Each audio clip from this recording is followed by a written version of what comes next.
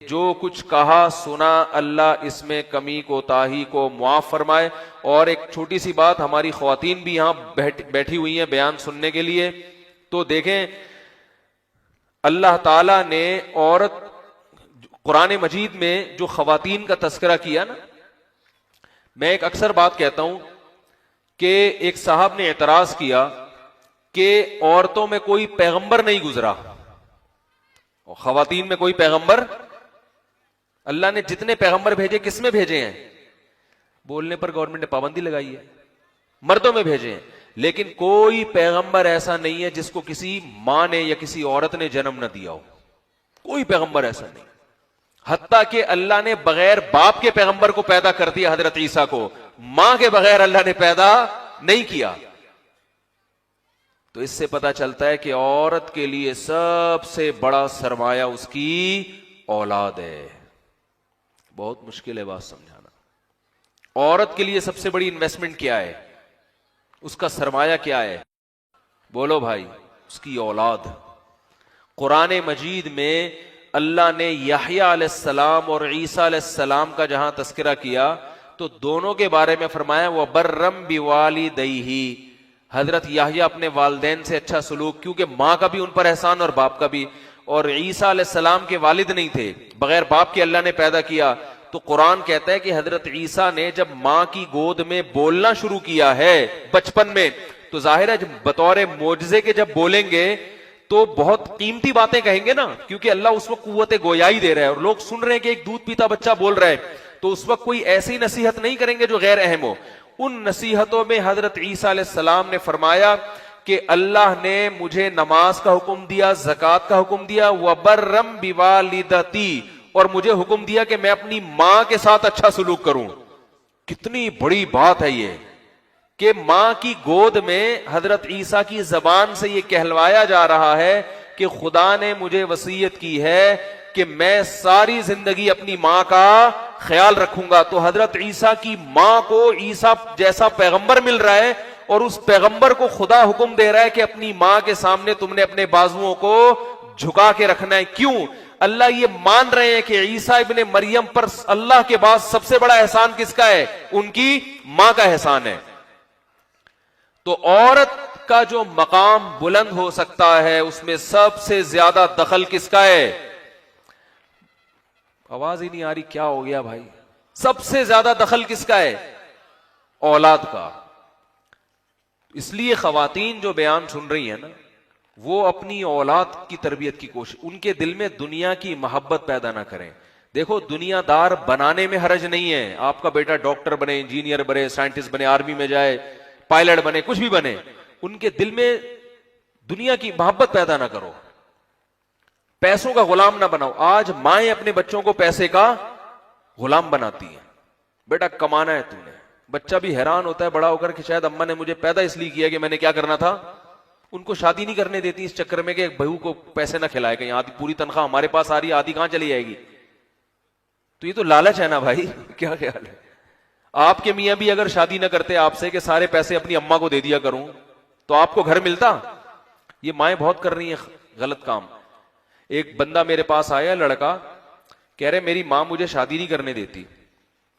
میں نے کہا کیوں؟ وہ کہہ رہی ہے کہ پہلے بہنوں کی ہوگی۔ میں نے کہا دیکھو، جو بندہ آپ کی بہن سے شادی کرتا نا، اس کی ماں بھی اس کو نہیں کرنے دے رہی اس چکر میں کہ پہلے اس کی بیٹی کی ہوگی، اور اس کی بیٹی کی کیوں نہیں ہو رہی؟ آپ جیسے لڑکے کر نہیں رہے۔ تو ہر ایک دوسرے کی بہنوں کے چکر میں اپنی بہنوں کا بیڑا غرق کر رہا ہے۔ کھوپڑی میں مشکل سے آتی ہے ٹیکنیکل باتیں ہیں، لیکن بہرحال تو مائیں بچوں کے دل سے دنیا کی محبت نکالیں۔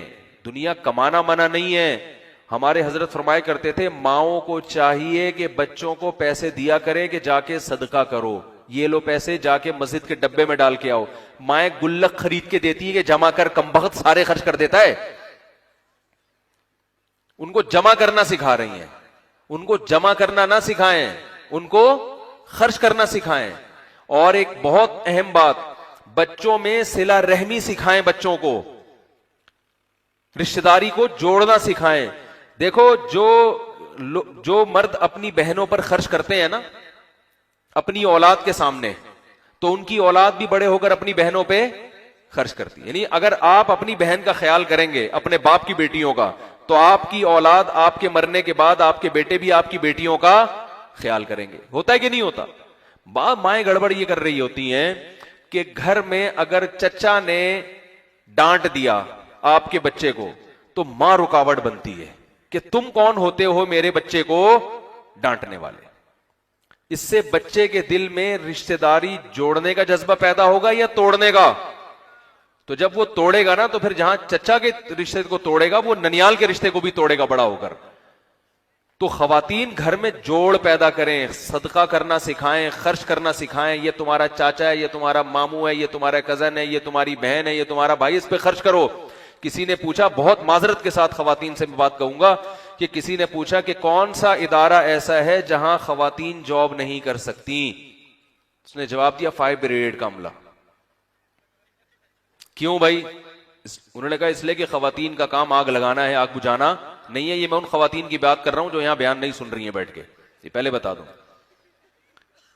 تو گھروں میں آگ لگانے کے بجائے آگ بجھانے کی کوشش کرنی چاہیے. قرآن کہہ رہا لا خیر فی کثیر من نجواہم, اکثر جو سرگوشیاں ہوتی ہیں نا چپ کے, قرآن کہہ رہے اس میں خیر نہیں ہوتی. اب مجھے بتاؤ, اگر کہیں بہو بیٹھی بھی چپکے سے اپنے میاں کے سامنے بات کر رہی ہے چپکے سے, تو سمجھ لو کہ ساس کی برائی ہو رہی ہے, جٹھانیوں کی برائی ہو رہی ہے, نندوں کی برائی ہو رہی ہے. یہ بیٹھ قرآن کہہ رہے اکثر جب چپکے باتیں ہوتی ہیں ان میں خیر کی باتیں نہیں ہوتی. تو قرآن کہہ رہے جب چپکے باتیں کیا کرو نا, بجائے غیبتوں کے, بہتان کے, کیا کیا کرو؟ من امر بصدقۃ او معروف او اصلاح بین الناس.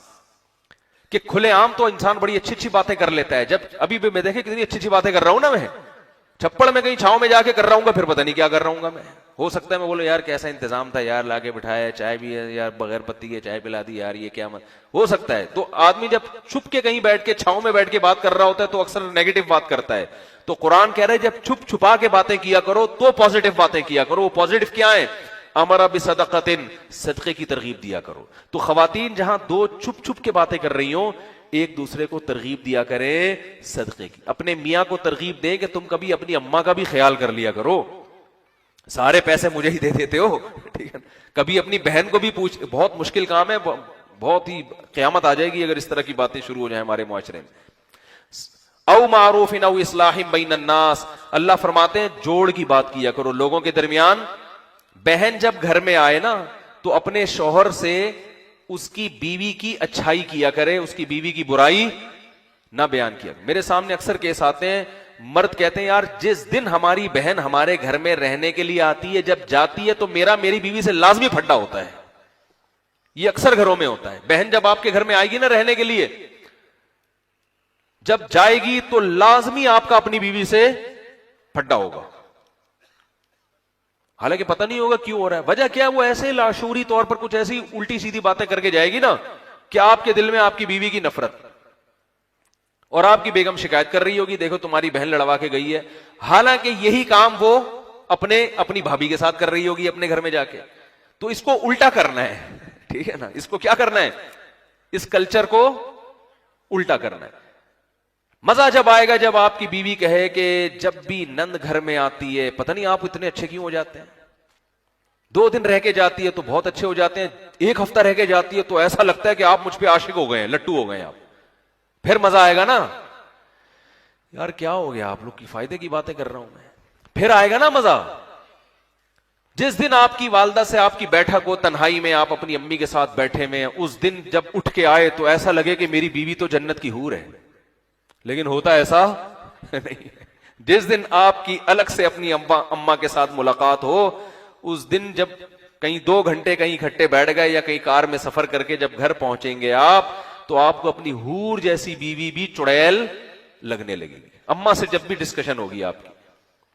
تو یہ چل رہا ہے. تو اللہ فرماتے ہیں جب سرگوشیاں کیا کرو تو لڑنے والی باتیں نہ کیا کرو. کیا کرو؟ جوڑ والی باتیں. اب یہ باتیں ذرا مشکل ہیں تو قرآن نے کہا وَمَن يَفْعَلْ ذَلِكَ ابْتِغَاءَ مَرْضَاتِ اللَّهِ فَسَوْفَ نُؤْتِيهِ أَجْرًا عَظِيمًا. یہ کام جو اللہ کی رضا کے لیے کرے گا ہم اسے بہت بڑا اجر عطا فرمائیں گے. تو خواتین جو بیان سن رہی ہیں خصوصی طور پر ان سے گزارش ہے کہ اپنی اولادوں پہ محنت کریں، یہ بہت بڑا صدقہ جاریہ ہے آپ کے لیے۔ حضرت مریم کو کس قدر فخر ہوگا عیسیٰ ابن مریم پر، تو ہماری اولادیں عیسیٰ نہیں بن سکتی لیکن قریب قریب پہنچ سکتی ہیں، نیک بن سکتی ہیں، ہمارے لیے صدقہ جاریہ بن سکتی ہیں۔ تو آپ اپنی اولادوں پہ محنت کرو۔ آج کل بچے ماں کو فالو کرتے ہیں، ابا کو تو وہ مکھنچو اور بے وقوف سمجھتے ہیں بچے جو ہے نا آج کل کے۔ یہ پرانا دور تھا جب ابا کو فالو کیا کرتے تھے، آج کل ابا کو کوئی فالو نہیں کرتا۔ جو اماں کہہ رہی ہیں ابا بھی اماں کو فالو کر رہا ہے، تو وہ بچے کہاں سے آپ کو فالو کریں گے؟ اماں ابا کے بارے میں جو بچے کو سمجھائے گی نا، بچہ وہی سمجھتا ہے۔ اماں بتا دے کہ یہ تمہارا باپ عقل مند ہے تو بچہ سمجھتا ہے دنیا کا سب سے ذہین۔ اماں بتا دے کہ یہ ایک نمبر کا بے وقوف ہے تو بچہ کیا سمجھے گا؟ یہ حقیقت ہے، گراؤنڈ ریئلٹی ہے کہ تو ماں اگر بچے کو صحیح تربیت کرے گی تو گھر جنت بنے گا۔ اور ماں بہشتی زیور میں حضرت حکیم الامہ نے کیا لکھا ہے کہ ماں کو چاہیے بچے کے دل میں باپ کا ادب بٹھاتی رہے، روب بٹھاتی رہے، اس کو ڈراتی رہے باپ سے، روب بٹھاتی رہے اس کا کہ یہ اس کا احترام کرنا ہے تم نے۔ تو ماں اگر تھوڑا سا محنت کر لے، دو کام میں نے عرض کیے، ایک بچے کی صحیح تربیت، دوسرا گھر میں فائر بریگیڈ اس میں جاب کر لے تھوڑے دنوں کے لیے، ٹھیک ہے نا، آگ بجھانا سیکھے۔ آگ لگانا تو ہم سب کو آتا ہے، ہم سب کو آگ لگانا آتی ہے مگر بجھانا نہیں آتی، تو آگ بجھانا تھوڑے دن پریکٹس ہوگی، دیکھو گھر کا ماحول کتنا اچھا بنتا ہے۔ اللہ تعالیٰ سے دعا ہے جو کچھ کہا سنا اس میں کمی کوتاہی اللہ تعالیٰ معاف فرمائے، اور جو حق باتیں اللہ نے کہلوائی ہیں اللہ ہم سب کو اس پر عمل کی توفیق عطا فرمائے۔ وما علینا الا البلاغ۔